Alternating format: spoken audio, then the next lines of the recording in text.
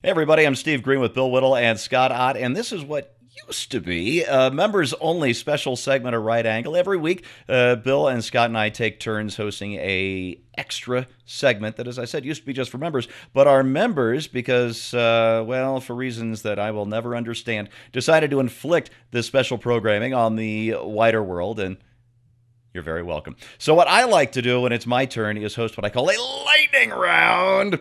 I spend my 2 weeks off collecting, hand-picking artisanal headlines just for Bill and Scott. Subjects that might be too small, too silly, too offbeat for a full segment, but which certainly annoy Scott enough to make me continue on doing this every Thursday. Hard to imagine too small or too insignificant for a regular segment. It really does, doesn't it, now that I think about it? As soon as those words were out of my mouth, I thought, wow, I am full of it more than usual this week. Yeah. All right, Bill, we're going to open with you this week. I kind of love this one. Italian Interior Minister Matteo Salvini said to Richard Gere in a release after Richard Gere was picking on Italian immigration policies, given this generous millionaire is voicing concern for the fate of the open arms migrants, we thank him. He can take back to Hollywood on his private plane all the people aboard and support them in his villas. Don't we need more politicians like the Italian minister? Yes, we do. Yes, we do. Yes, we do. Yes, we do. I remember when Donald Trump threatened to take illegal aliens and dump them in sanctuary cities. They were just absolutely outraged that the sanctuary city would be used as a sanctuary. And deep thinker and philosopher Gere, who I have heard from a first-person source who was there, believed that Mount Rushmore is a natural feature, was outraged. She says, "We already have enough homeless people in Santa Monica. How can you even discuss such a thing?" The more I think about it, Steve, the more I realize everything in the world that is a problem for us is connected to the fact that we don't have a free press. Because if there was a free press, all of this virtue signaling would be it'd just be over. There'd be somebody with a microphone at the airport when Leonardo DiCaprio steps out by himself from his private jet where he's just flown halfway around the world for an eco conference, and somebody would be saying to him, excuse me, don't you find this a little odd? You know, there would be a mechanism for dealing with this kind of hypocrisy and lunacy by holding it up to the light. But no, they get to make statements that don't affect their lives, that do affect the lives of other people, and they try to take credit for. It's like me talking about how charitable I am because I ordered you to take in a family of 5 and feed them and stuff, and that makes me an incredibly compassionate human. And the fact that you even resisted it at all is an indication you're a Nazi white supremacist. So it's Clearly. pretty easy to see Steve, how this game is I played. just want to be the guy who, Yeah. at the airport, who says, "Fill her up, Mr. DiCaprio."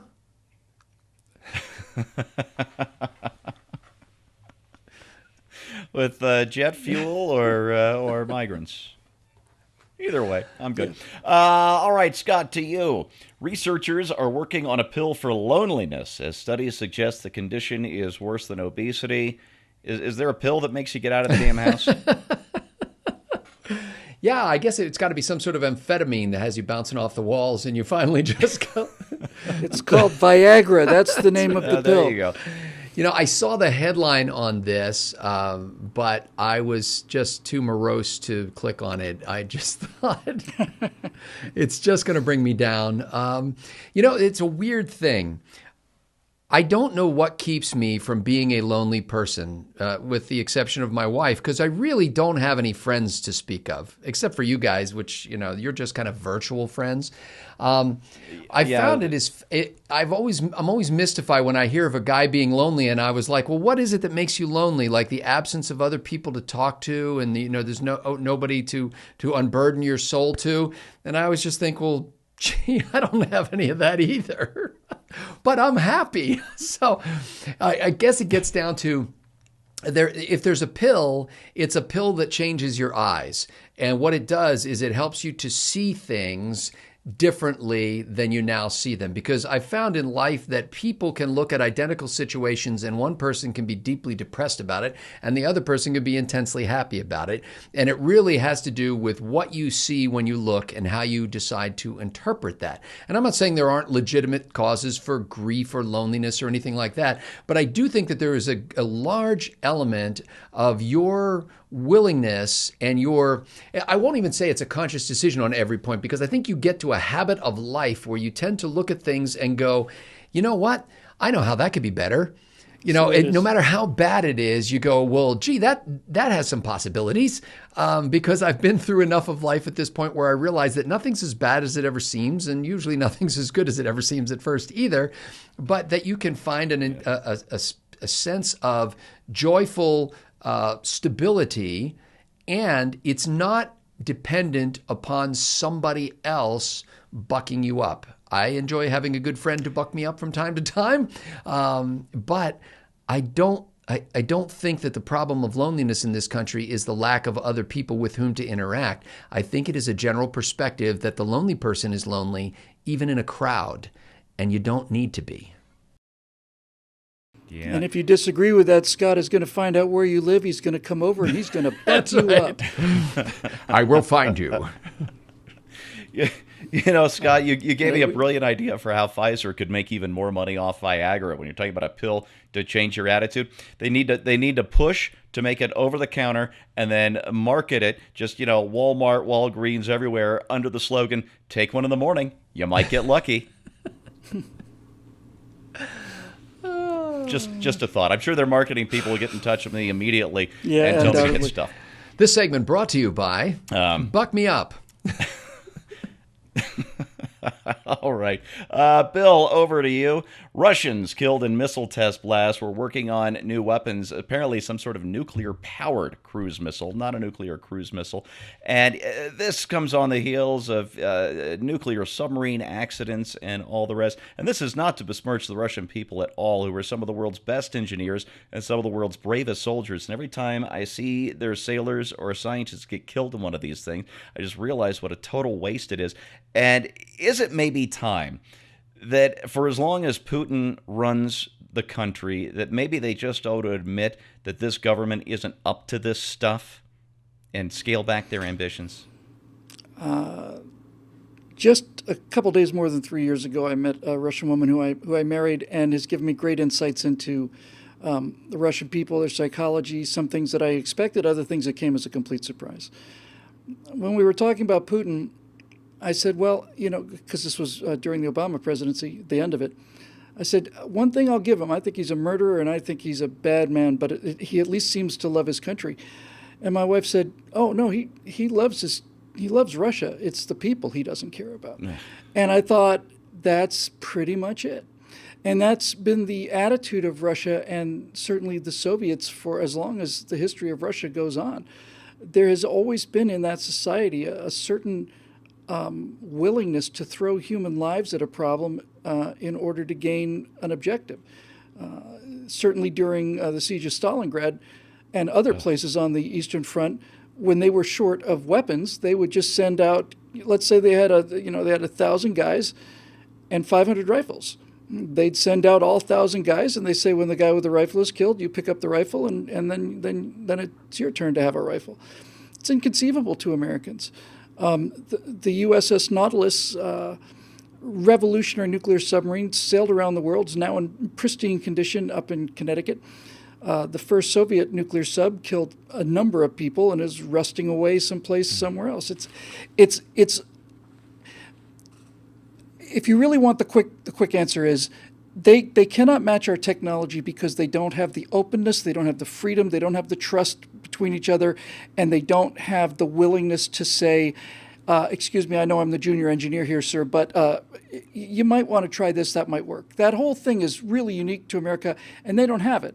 So what happens is the U.S. will come along with a technology, and then the Soviets and now the Russians will throw whatever lives they need to at this problem in order to be able to have that technology as well. And this is so deeply ingrained in the Soviet system that it doesn't surprise me that it still goes on with Putin. Although, not knowing the details of the accident, I don't know. I don't know whether it was caused by negligence or anything like that. I do know the story behind Chernobyl is one of just shocking communist. The commissar, basically drunk, promising he can run this reactor at a lower level than anything else before, ordering technicians to shut down the power levels, having the technicians begging, pleading him, threatening them with the gulag, all of that stuff. You can't do the kind of things that we do with that kind of system. And if you have the ability to threaten the people who are working on your weapons program, or at least used to have the authority, with exile or execution, then you're not going to have that engineer who stands up and say, you cannot launch this. This cannot go. It's going to fail. And if you launch it and it fails, I'm going to tell the press why it failed. It's just, I would love to have Russia as a full-fledged member of the Western community of nations, especially with China getting so frisky, but it's just... they need better leadership. I hope to see that in my lifetime. I hoped after 1989, and I'm still hoping today. Scott, I shouldn't have given you this headline, but I'm going to anyway. Drive-in sex booths are proposed for Berlin's historic Tempelhof Airport. And I just have to ask, well, actually kind of two things. Number one, I thought the thrill of being a grown-up was you didn't have to have sex in cars anymore. And number two, what the hell's wrong with Europe? They can't even make babies, but they can do this with their old airports. I'm just having a hard time just picturing the mechanics of it all. I mean, I've only been to McDonald's, and I will tell you that the distances between the window and where I'm sitting, usually it's a stretch to reach the milkshake. And I just cannot imagine. Anyway, no. No. I'm assuming there's some government sanction of this activity, since usually the airports are run by some sort of municipal authority. Yeah, this is the old airport that's since been closed. It was. So it's no longer functioning as an airport or something, and it's been turned. Tempelhof? Yeah, and it's been turned into a city park. They got skateboarders on the runways and all that stuff. And if I remember the story correctly, I just saved the headline. I didn't save the whole story. But it is the mayor or somebody in the Berlin government who's proposed Government this. officials will do anything they can to generate revenue. It really has nothing to do with their principles or their espoused ideals or their morality. If it can generate revenue, it's worth trying. It's why it was so hard for years and years to get any kind of restrictions on tobacco. It's a great cash mill for the government. It's frankly why, for those who think that, wow, we really need to get rid of fossil fuels, so to speak, and get rid of gasoline. It's why it's so difficult to get rid of gasoline. It's not really that the development of the alternative energy forms is lagging, which it is, but it's really the fact that gasoline generates a lot of tax dollars. And it's like, what comes after that?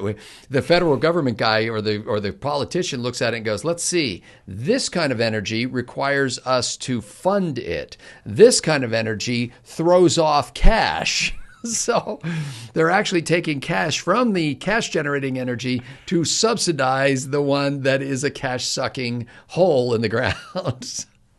I don't know. But I think that if there's an opportunity to change, to monetize anything, they'll do it. If there's an opportunity to increase the distribution channels of even the most debauched forms of entertainment, they will most certainly do it. And if government's got their hand in it, the only comfort I take from this is it's likely to fail. Steve, real quick, what were those airports specifically? It's his travel agent now. outside of Berlin. Yeah. Drive up. You'll want to rent the S-Class sedan. It has a very roomy back seat. We're fahren auf die Autobahn. Indeed. Wow. Europe is just so messed up. I mean, not that we don't have our problems too, but geez, birth rate, or fertility rate of 1.3. They're going to be half as many Germans in 60 years. Pull up to the second window for your abortion. Wasting their time with. All right. Ooh, no. We took it too far. All right. Maybe I should have given this one to Bill since it does come out of California. But facial recognition software mistook 1 in 5 California lawmakers for criminals. According to the American it didn't. Civil Only one? Liberties Union, well, sure it did, 'cause the actual number is 4 out of 5. No, it didn't. Exactly. You have to be a criminal to be a politician in California. Have you seen what they've done to that beautiful state? The roads are falling apart. There's no drinking water. They're having planned blackouts in rural areas because they won't clean up the forest fire threat, and they can't have the down power lines now and all the rest. They're running that beautiful, beautiful state into oblivion, and only 1 out of 5 of those politicians is a criminal, and that's supposed to be a mistake? No, sorry, ACLU, I'm not buying it. It's fake news. And that, I'm sorry to say, was your lightning round for this week, brought to you by the members of BillWhittle.com. If you like this kind of thing, click on over. We'd love to have you on board. Thanks for watching. We'll see you next time.